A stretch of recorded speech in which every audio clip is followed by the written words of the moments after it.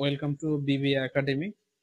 আজকে financial management এর একটা important chapter capital budgeting and risk analysis এর প্রথম ক্লাস। আর ফাইন্যান্সিয়াল ম্যানেজমেন্ট সকল ডিপার্টমেন্টে একই, এর কোনো পার্থক্য নেই। ম্যানেজমেন্ট ডিপার্টমেন্টে এটা আছে ফোর্থ ইয়ারে ফাইন্যান্সিয়াল ম্যানেজমেন্ট, আবার accounting department, marketing department, finance and banking ডিপার্টমেন্টে এটা আছে আবার থার্ড ইয়ারে এই সাবজেক্টটা। আর এই সাবজেক্টের ইম্পর্টেন্ট চ্যাপ্টার হলো capital budgeting and risk analysis. Capital budgeting and risk analysis এই চ্যাপ্টারটা আবার ফোর্থ ইয়ার ম্যানেজমেন্ট ডিপার্টমেন্টের জন্য আরো গুরুত্বপূর্ণ, কারণ এটা প্রজেক্ট ম্যানেজমেন্ট এই সাবজেক্টেও আছে। তাহলে একটা চ্যাপ্টার ম্যানেজমেন্ট ডিপার্টমেন্টের জন্য ফোর্থ ইয়ারে দুইবার, তাহলে এখানে করলে 20 নম্বর ফোর্থ ইয়ারেই পাবে। আর অন্যান্য ডিপার্টমেন্টেও এটা বিভিন্ন সাবজেক্টে অন্তর্ভুক্ত আছে। এই চ্যাপ্টারটা আমরা গত ইয়ারগুলোতেও করেছি, তার ভিতরে শুধু ক্যাপিটাল বাজেটিং করেছি। এটা হলো ক্যাপিটাল বাজেট আর রিস্ক দুইটা চ্যাপ্টারের কম্বিনেশন, দুইটা চ্যাপ্টার মিলেই এই চ্যাপ্টারটা। আর ক্যাপিটাল বাজেটিং এখানে অঙ্ক আসে হচ্ছে শুধু ক্যাপিটাল বাজেটিং থেকেও আসে। তাহলে ক্যাপিটাল বাজেটিং সকল ডিপার্টমেন্টে ফাইন্যান্সে আছে, আর ম্যানেজমেন্ট ডিপার্টমেন্টে এটা সেকেন্ড ইয়ারের প্রিন্সিপাল অফ ফাইন্যান্সে পঞ্চম চ্যাপ্টার, পঞ্চম না, এটা সম্ভবত অষ্টম ক্যাপিটাল বাজেটিং আছে। আবার ম্যানেজমেন্ট অ্যাকাউন্টিং এটা সকল ডিপার্টমেন্টেই, ম্যানেজমেন্ট অ্যাকাউন্টিং এ ক্যাপিটাল বাজেটিং আছে। আবার ফোর্থ ইয়ারে যদি আসি, ফোর্থ ইয়ারে এসে আবার ম্যানেজমেন্ট ডিপার্টমেন্টে প্রজেক্ট ম্যানেজমেন্ট এই সাবজেক্টে আবার ক্যাপিটাল বাজেটিং নামে একটা চ্যাপ্টার আছে। সকল ক্যাপিটাল বাজেটিং একই, আবার এখানে যে কম্বিনেশন এখানেও ক্যাপিটাল বাজেটিং ওই একই নিয়ম একই সব। তাহলে এটা বারবার করা হচ্ছে, যে কারণে এই চ্যাপ্টারটা অনেক ইজি মনে হবে। আবার ক্যাপিটাল বাজেটিং সাথে আসে আবার প্রবাবিলিটি ডিস্ট্রিবিউশন বা রিস্ক অ্যান্ড রিটার্ন, এটা প্রিন্সিপাল অফ ফাইন্যান্সের পঞ্চম চ্যাপ্টার, রিস্ক অ্যান্ড রিটার্ন নামে আছে।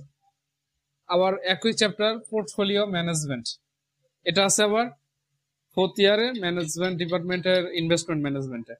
আবার বিভিন্ন ডিপার্টমেন্টে এটা আছে রিস্ক অ্যান্ড রিটার্ন বা portfolio management. Accounting department portfolio management আছে। তাহলে এটা আর এটা মিলে এই চ্যাপ্টারটা, দুইটা চ্যাপ্টারের কম্বিনেশন। তাহলে যেহেতু দুইটা চ্যাপ্টারই করা আছে অনেকের, সবারই থাকার কথা, সেই হিসাবে তেমন এটা কঠিন মনে হবে না, কারণ দুইটা চ্যাপ্টার যদি করা থাকে এই চ্যাপ্টারটা, তাহলে আর কিছু মুখস্থ করতে হয় না বা কিছু আর জানতেও হবে না, ওই দুইটা চ্যাপ্টার জানলেই এনাফ। এখন আসি, এখানে 4টা ক্যাটাগরি অঙ্ক আসে, শুধু ক্যাপিটাল বাজেটিং থেকে আসবে, শুধু প্রবাবিলিটি থেকে আসবে, রিস্ক অ্যান্ড রিটার্ন থেকে। স্ট্যান্ডার্ড ডেভিয়েশন করতে বলবে, কোভেরিয়েন্স করতে বলবে, কোএফিসিয়েন্ট অফ কোভেরিয়েন্স, এরপর হচ্ছে এক্সপেক্টেড রিটার্ন, এগুলাই করতে বলবে, সেটা শুধু। আরেকটা আসবে হলো CAPM, capital assets pricing model, এটা রিস্ক অ্যান্ড রিটার্নে। ডিসিশন ট্রি, এটা সিদ্ধান্ত গ্রহণ। আর আরেকটা 5 নম্বর, এটাও ইম্পর্টেন্ট, সার্টেইনটি ইকুইভ্যালেন্ট, এটা হচ্ছে ক্যাপিটাল বাজেটিং এরই আর একটা নিয়ম।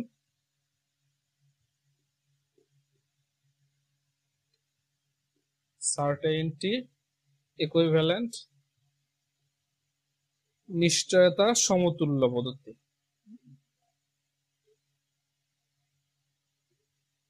এই 5টা ক্যাটাগরিতে অঙ্ক আসে।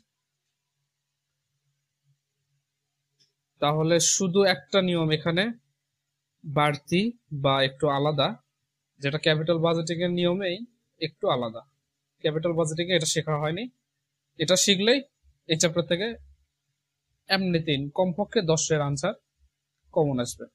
সার্টেইনটি ইকুইভ্যালেন্ট শেখাবো, প্রথমে শেখাবো হচ্ছে নর্মাল ক্যাপিটাল বাজেটিং।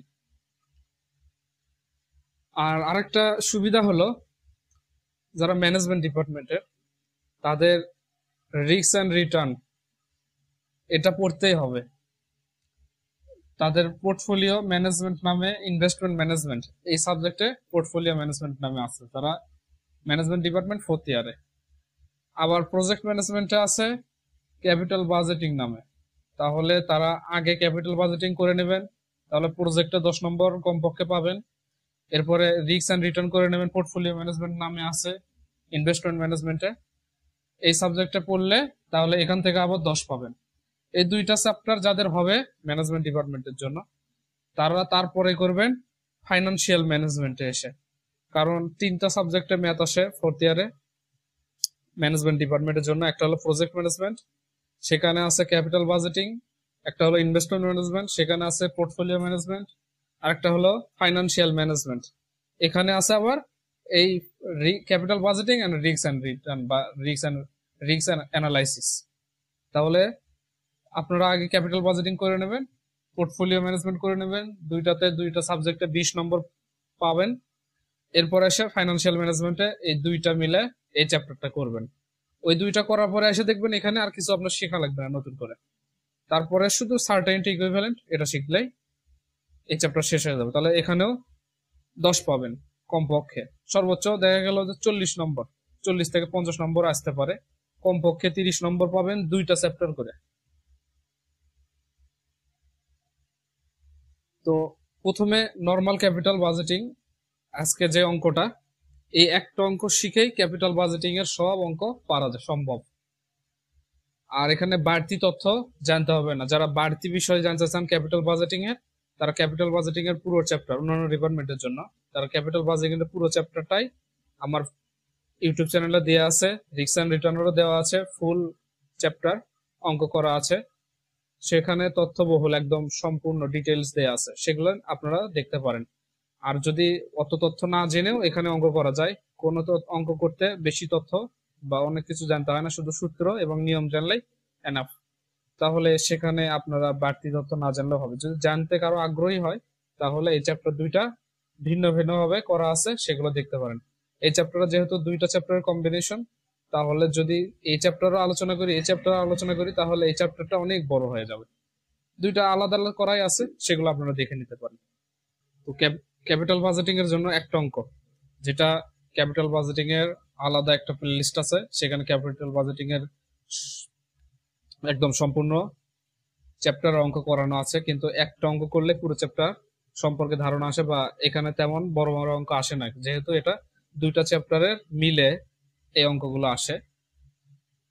তাহলে ডেসক্রিপশনে প্রথম ক্লাসের এই ক্যাপিটাল বাজেটিং এর একটা অঙ্কের লিংক দিয়ে দেব, ওই একটা ক্লাস করলেই হবে। তো আপনারা ডেসক্রিপশনে লিংক দেওয়া থাকবে, ওখান থেকে এই ক্লাসটা করে নিয়ে এরপরে দ্বিতীয় ক্লাস করাবো। প্রথম ক্লাসে এই পর্যন্তই।